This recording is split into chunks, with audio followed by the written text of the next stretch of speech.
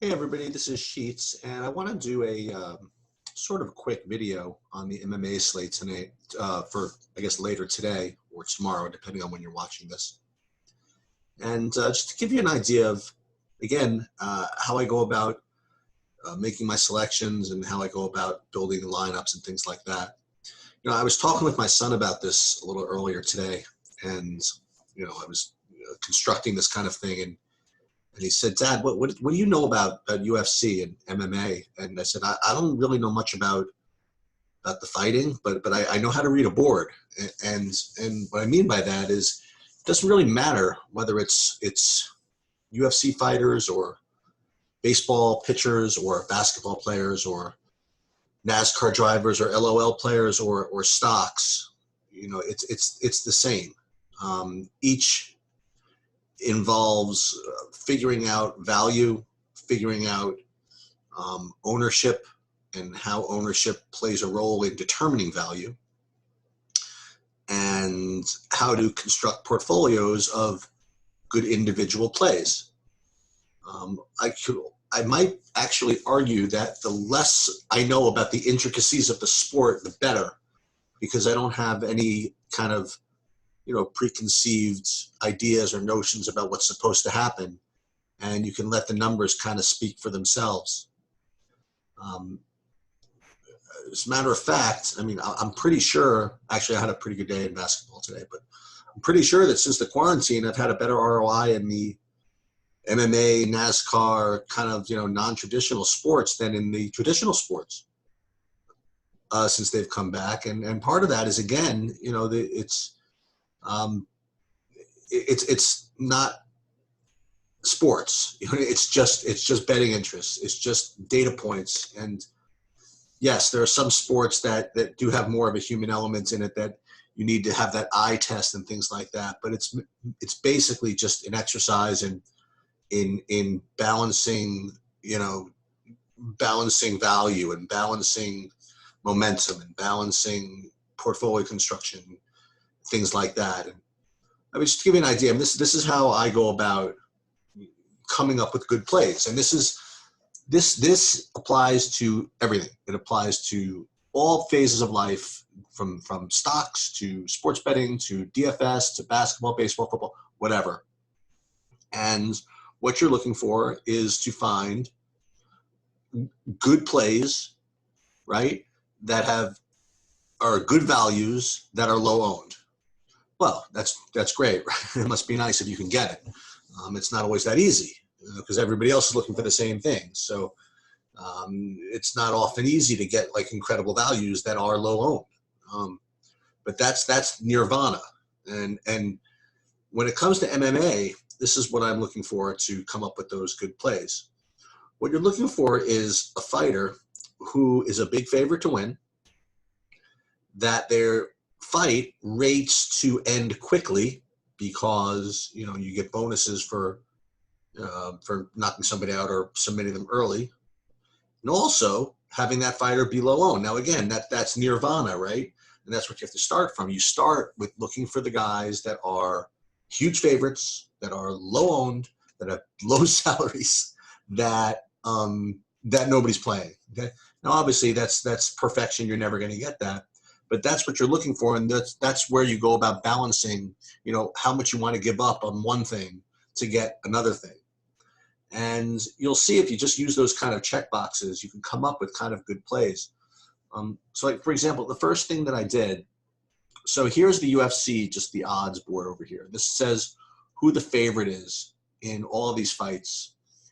And it also goes and talks about the over-under with total rounds. In other words, the lower the round prop is, the more likely it is to finish early. And those are the types of fights we want. So you'll see, for example, like this fight up here, this Lewis Olenek fight rates to be a pick'em to go under 1.5 rounds. And likewise, if you go down to this Holland fight, likewise, about pick'em to go under 1.5 rounds. Every other fight here is somewhere in the 2.5 round range at different levels of confidence.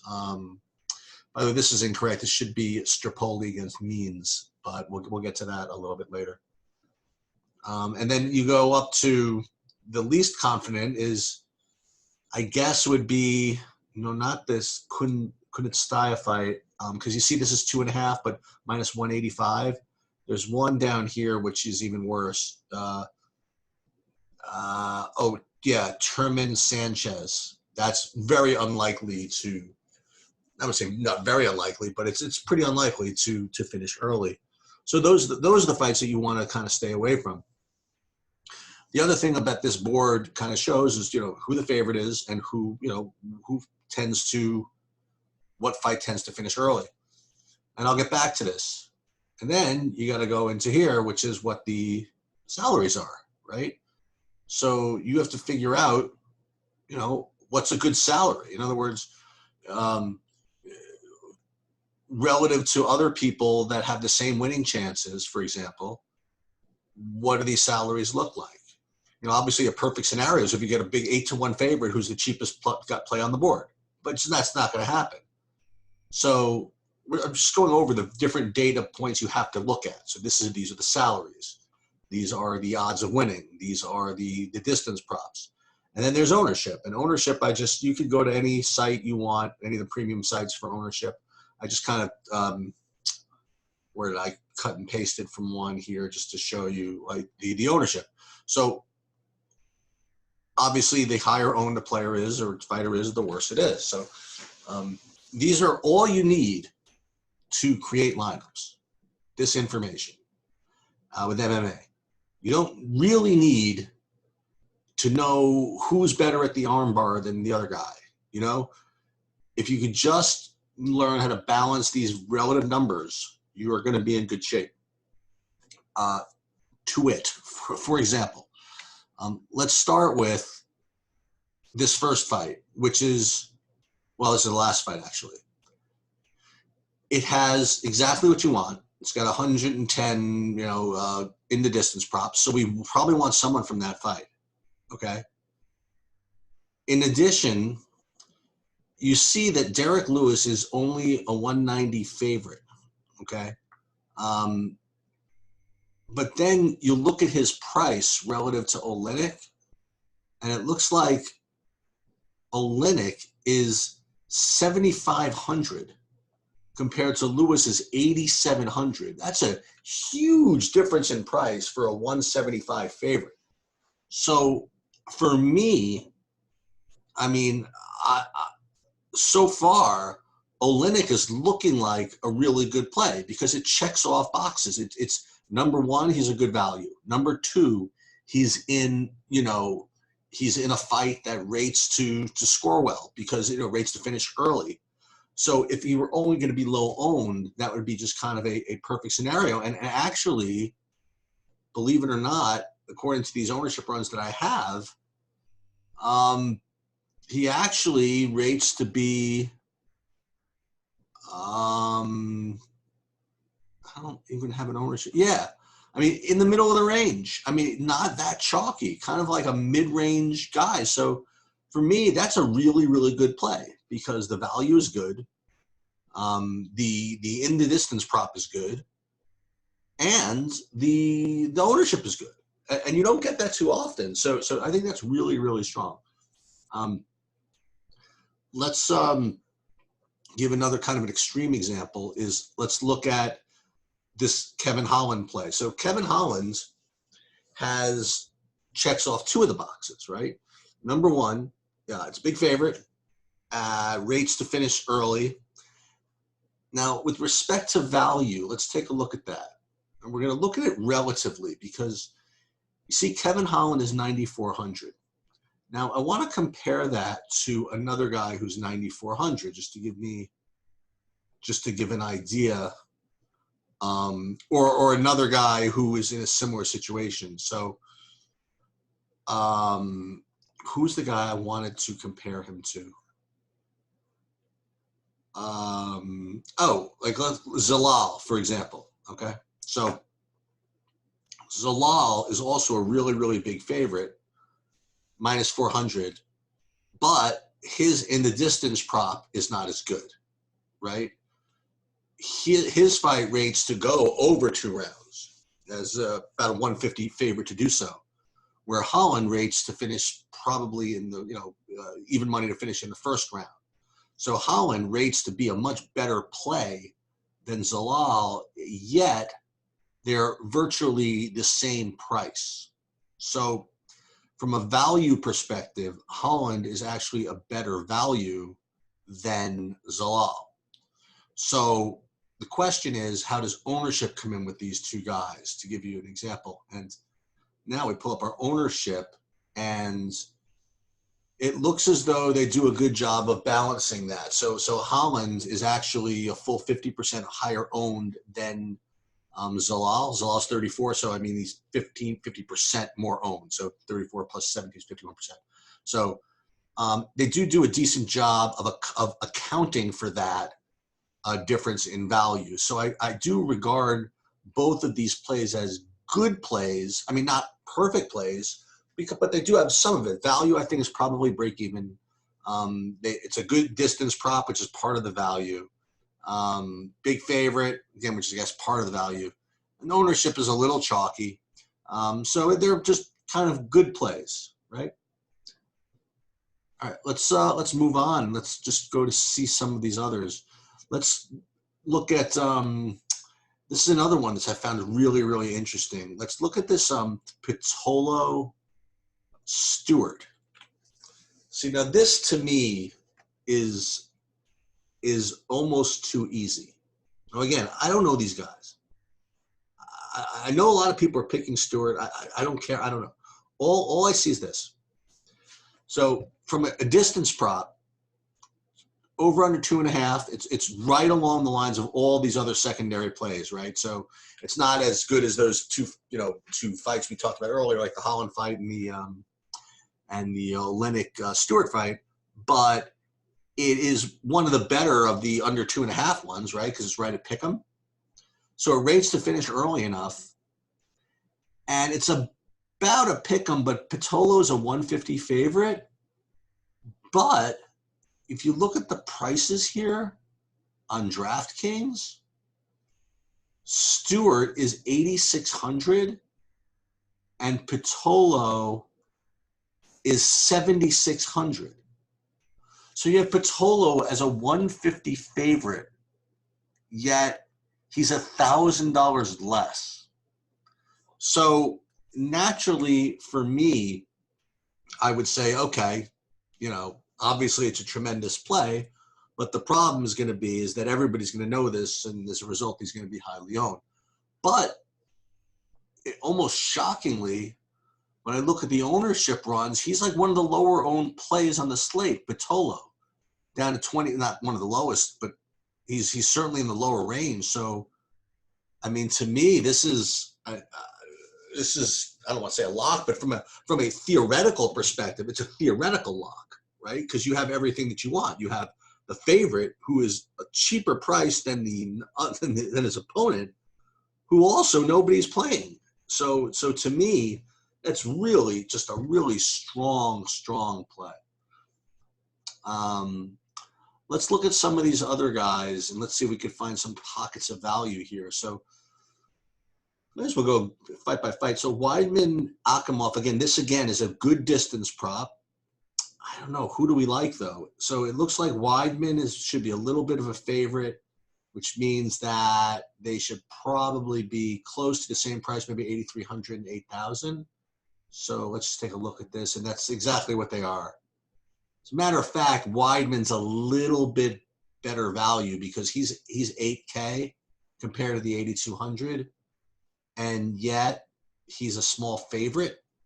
So I guess Weidman would slightly be the better play, but from a value perspective. But I have this feeling that because Weidman is one of the more well-known fighters in general, that he's probably going to get more ownership than a guy whose name you can't pronounce. And you think that's you think that's being whatever, but it's the truth. I mean, the name Weidman, people know who he is, and whatever his ownership is going to be inflated because of it. So whatever edge you had in value is kind of trumped by that ownership gap. So what I would do is, if I were going to play this fight at all, I'd probably play both sides, because I can't distinguish between the two of them. But yet, it's a fight with a good in the distance prop. So you probably want to have some exposure to it, all else being equal, which of course it never is. Okay, Dariush Holtzman, again, let's look at our check boxes. So in the distance prop is one of the good ones, right? It's 2.5, but it's right around pick'em. You have Dariush as a 170 favorite, so we're looking for a difference of about, I don't know, maybe about 600-800, maybe something like that. So let's take a look. Like, for example, the Olenek Lewis fight. So this was that same thing with about, the same money line. We had a 7,500 for Olenek, and Lewis was, what did we say Lewis was? Lewis is 8,700, $1,200 difference. Here, Dariush Holtzman's even worse. Dariush Holtzman's 9,100 compared to Holtzman's 7,100. That's a $2,000 difference, which is even more egregious than the Olenek Lewis one, right? The Olenek Lewis one, again, was a $1,600 difference, and the Dariush was a $2,000 difference. And as a matter of fact, the Dariush spread is tighter than the Lewis one. So this is actually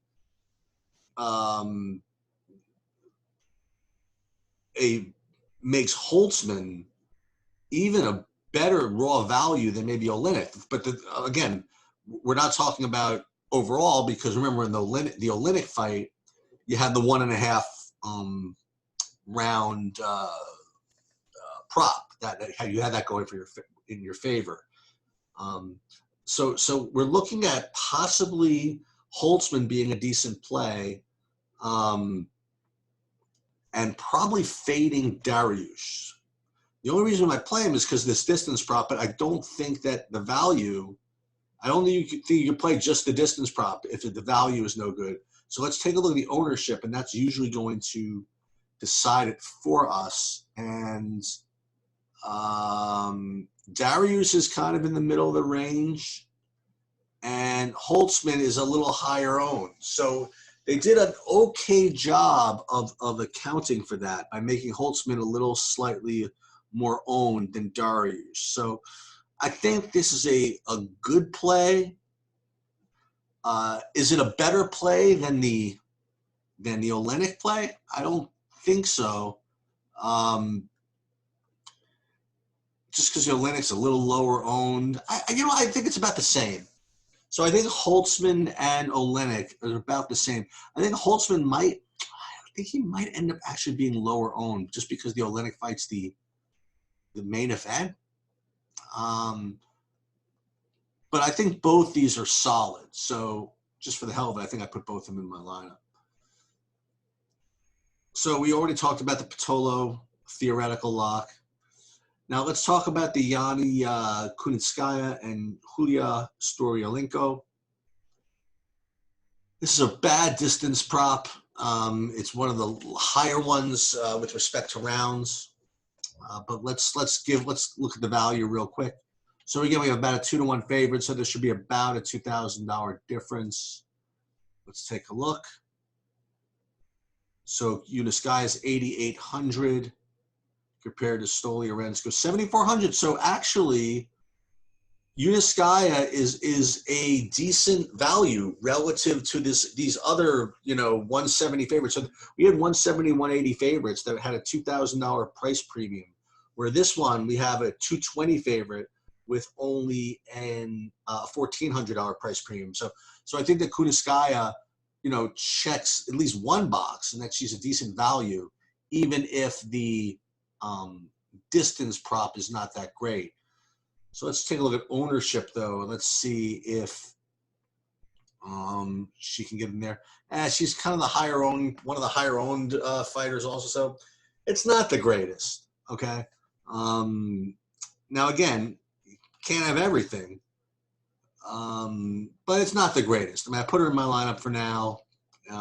Maybe it's the best of these given alternatives, so let's just see. Okay, so Staropol is actually against Means. This odds is correct. It's 135. Do we even have betting on means here? Yeah. So it's a 135 favorite and pretty good distance prop. Pretty good distance props. And we have like some comparisons, right? So you have Weidman and Akamoth, which is very similar with respect to distance and odds. So we're expecting to see, similar, like 8,200 and 8,000 maybe out of these two. So let's just take a look then. Yep, 8,300, 7,900. So no great shakes, no big deal, no real opinion. Strapoli should be a little bit more of a favorite, which he is. So, again, not a big deal either way. Hapcrast and Munoz. Now we have another 230 favorite, which is similar to this fight before. So we're expecting to see about a 12, $1,600 difference. This rounds prop is a little bit, more in the distance. So if we can find some value out of this, maybe we'll get, maybe it'll tip the scales. And if we get a good ownership out of it, we will. Maybe low owned out of one of these cats. So let's just take a look. So Naz, Hapcrast, and Munoz. So we have Munoz that is 7,200. And Hapcrast is 9,000. Wow. Yeah, so, compare that to some of these others. Boy, Dariush, it makes Dariush even like a worse play. So you have Holtzman, for example, who we talked about before, was it 7,100? Who's on the wrong end of a 175 favorite chip. This one is very similar because Munoz is 195 and only 7,200. Is that right? Yeah, so this is another one. This is a decent little long shot that kind of checks a couple of the boxes. Now let's just see how ownership comes up with the Munoz. I have this feeling that they're not going to play all these people. So, like, for example, if they play Holtzman at 29%, yeah, that's what I thought. So Munoz at 12%. And again, these are just estimates, but that's a really, really strong play. I think that's actually a stronger play than Holtzman, just because I think that overall they're similar, yet the ownership on Munoz is going to tip the scales, or the lack thereof. So replace Holtzman with Munoz for now. Terman Sanchez, again, we talked about this, the worst of the distance props. The only way that we'd play this fight is if there was strong value and really, really low ownership. So we may as well take a look. So Terman and Sanchez, you have a 155 favorite for Terman. Let's see, 8,500, and Sanchez is 7,700. It's about fair. So again, all there you get is possible low ownership. So 1 out of 3 is not going to do it for me. So I'm not going to play anybody from that fight. Tucker against Justin James, pretty decent. Again, in the money prop, we have a pick'em. So let's take a look and see what these prices are. So you have Tucker at 8,400 and James at 7,800. So James is definitely a better value here. So we have James is a good value. The distance prop is okay. And let's take a look at the ownership. See, here's the problem. Rates to be third highest owned fighter on the slate. So not that great. And the thing is, I don't know if you're going to need it because you have other good I'm not good, but you have other kind of more leveraged long shots, such as the ones you mentioned, such as Munoz and Holtzman, where now again, it's different because James is not really long shot. James is pick 'em. But what I mean is long shot, I mean is kind of lower salary guys. So at 37% ownership, it's not the greatest play in the world. Now, again, what we're doing is picking up plays. Okay, when you're constructing, then you can play chalky guys, right? As long as you pair them with non-chalky guys. So James is certainly in play just as a value, but it's not in and of itself a great play. We'll use it maybe along with some lower owned guys, but in and of itself, it's not the greatest play in the world. Okay, Zalal and Barrett, we talked about. Zalal's an enormous favorite. In the distance prop is fine. Really chalky. So it's a good play. It's a great play. I mean, it's a good play. I mean, that's it. Rivera, Al-Qaisi.